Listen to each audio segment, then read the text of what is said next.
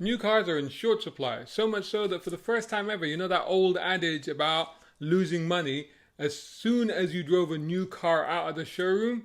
It's not true anymore. Now, what is true is something that actually used to apply to rare cars or exotic cars or certain supercars in the past, but nowadays you could buy a new car and it will actually be worth more when you take delivery of it. For example, if you were lucky enough to have ordered and are about to take delivery of something like the new Land Rover Defender, say you paid £75,000 for that, you could take delivery of it, immediately put it back on the classifieds and probably get 100 grand for it. So why is this happening? Because modern cars require computer chips or semiconductors, if you like, to make them. In fact, a typical modern car these days needs as much as 3,000 chips in it. And what happened was that during the pandemic, when nobody was buying any cars, manufacturers cancelled their orders for chips. Meanwhile, other electronics companies like mobile phone makers ramped up their orders.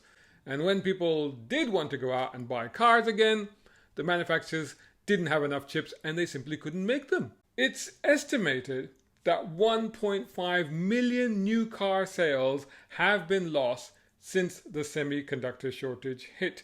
And when you think that in a typical year, new car sales in the UK are 2 million in total anyway, that is a huge, huge loss of new cars coming into the market.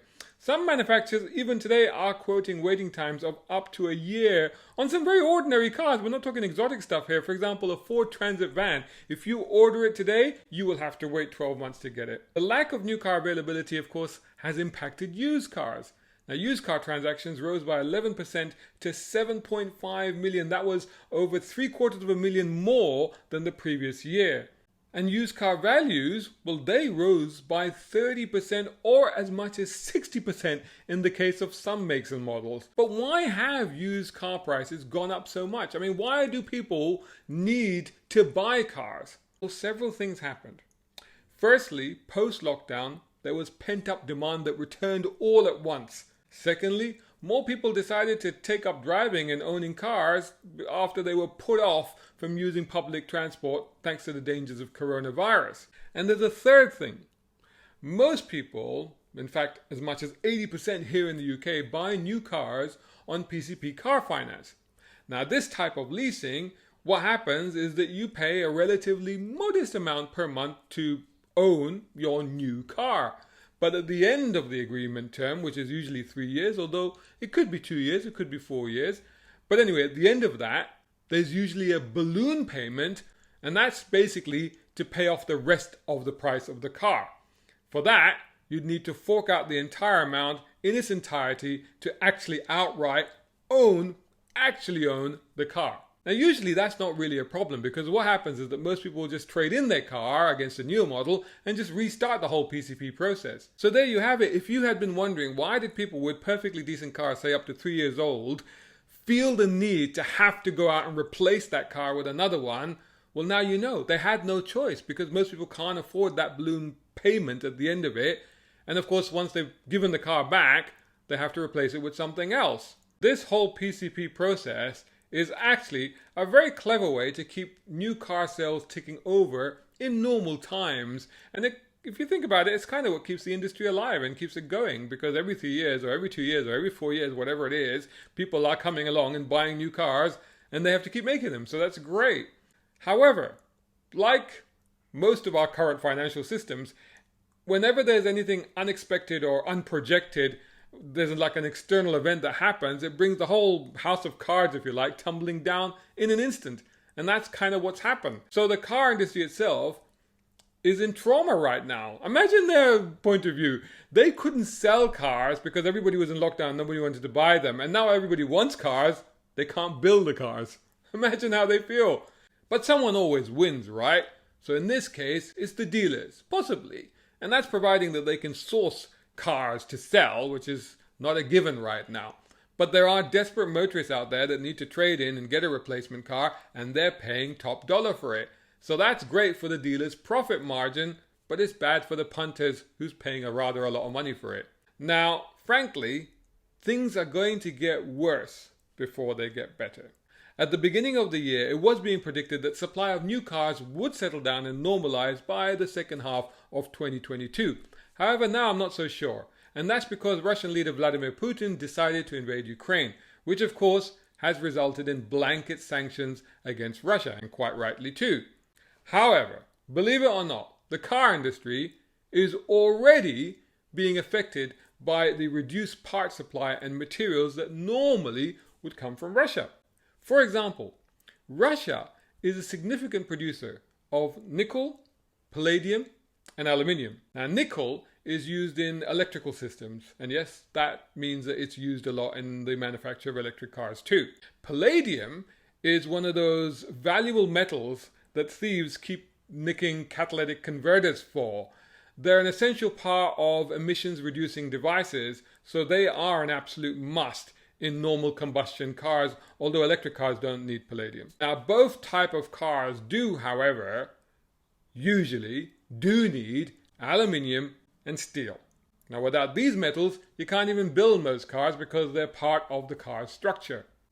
Now get this, prices for palladium, aluminium, and steel are already up 61%, 25%, and 40% respectively.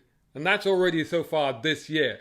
So yeah, expect them to have a big impact on the prices of new cars going forward. And that's along with the repercussions of chip shortages that we are already struggling with.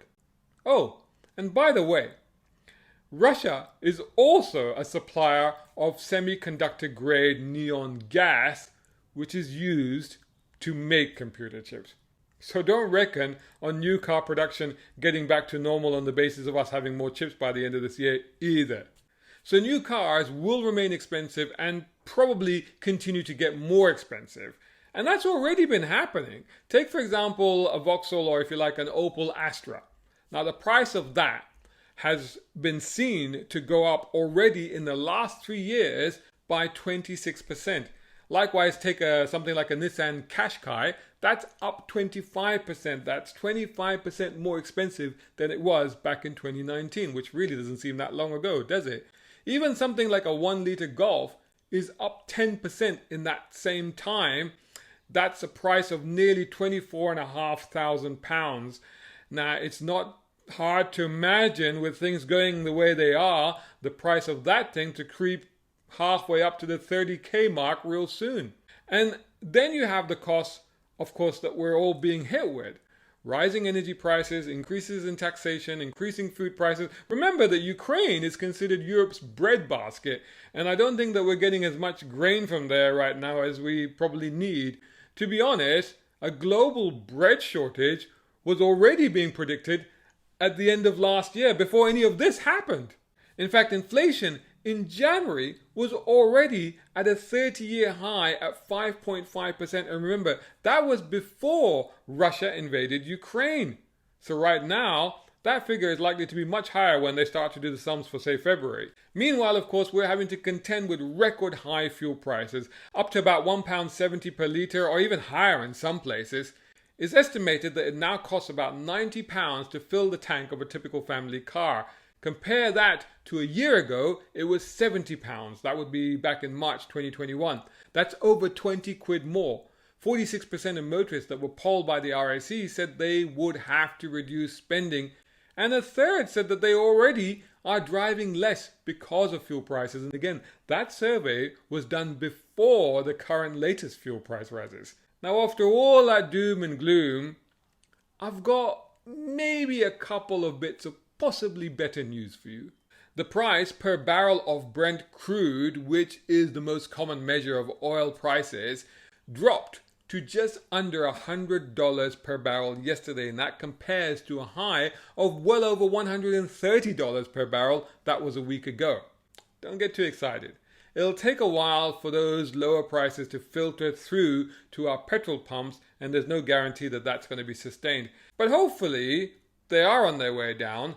And in fact, Britain's Prime Minister Boris Johnson was in the UAE and Saudi Arabia yesterday to try and get OPEC to produce more oil, again, to try and bring those fuel prices down and energy costs down as a whole. Secondly, a recent fall was recorded in used car prices. Admittedly, that was in America, and it was only for a month. That was February. And that was probably because there's been a delay in tax rebates, which typically encourage and drive car purchases in the States around that time. Nonetheless, it can be taken as an indicator of what might be happening. Now, it's inevitable that rising living costs will pause the eagerness to purchase new cars. And even a poll that I conducted on my own YouTube channel's community section, do go check out the polls that I put up there, that revealed that 36% of people were being put off buying a car because of everything that's going on. And 10% said that they would be downsizing. Although, on the other hand, 26% were still going to go ahead and buy a car. And 27% said, screw it, life is too short and I'm just going to go buy my dream car. You know what? I applaud those people because they could well be right. Another possible reason for car sales to slow is that as people are now mostly double and triple vaccinated, they've started to get a little bit more confident about using public transport again. And those living in urban areas are starting to wonder if they really do need the exorbitant cost of owning and running a car after all. If you're thinking I'm about to tell you all to rush out and buy a car right now, whoa, easy tiger. With prices still so high on new and used cars, remember that if you buy a car, particularly on finance, you're paying rather a lot for it. And that's going to feel particularly painful towards the end of that finance plan when hopefully prices have stabilized and started to come down, but you're still paying today's value for that car 2 years, 3 years hence. And actually, you might start to see those price reductions much sooner on used cars than on new cars. You see, used car price specialist CAP HPI has confirmed that there isn't a universal increase in car values this year like there was last year in 2021. And in fact, some used car prices have actually fallen. Although it seems that older cars are doing better than newer and more expensive ones. Which does kind of make sense, because when money is tight but you still need a car, you're probably going to look at older stuff because the assumption is it will be cheaper. So there's more demand right now for 10-year-old or older cars that are priced at £10,000 or less. On the other hand, there's less interest in used cars that are priced over £20,000. So those more expensive cars are probably not going to increase as quickly or as much as they have been. In any case, it looks like used car prices, although they won't exactly crash, don't think there's going to be a price crash, but they may stop rocketing upwards soon. So give it another couple of weeks. It may be more astute to hold off buying that used car until, say, April. By that time, people will be doing their accounts, looking back at their financial year and realizing that they're broke and can't afford to buy that car. That's when you pounce. Given that is that you aren't, like me and the rest of the world, broke. Talking of which, if you found this video useful, then hey, head over to patreon.com/browncarguy and take out a subscription from as little as £2 a month. Because you know what? I quite fancy pouncing and buying a cool car for myself too. A big shout out and thanks to Jay Williams over at Air Technic, who are top tier sponsors of Brown Car Guy. Check them out at Air Technic Co UK for exhausts, brakes, suspension and body kits. Plus our other major sponsor, Nayagen Solutions. Much appreciation also to tier 4 sponsors, Muhammad Ali Humaid, Tom Conway Gordon and Reza Adil. And of course all these other guys who supporting on Patreon. Brown Car Guy is eternally grateful. Hey, think about joining them over at patreon.com Brown Car Guy. If you can't, don't worry. Just make sure you're subscribing to the YouTube channel and website. Plus follow on social media by searching for Brown Car Guy.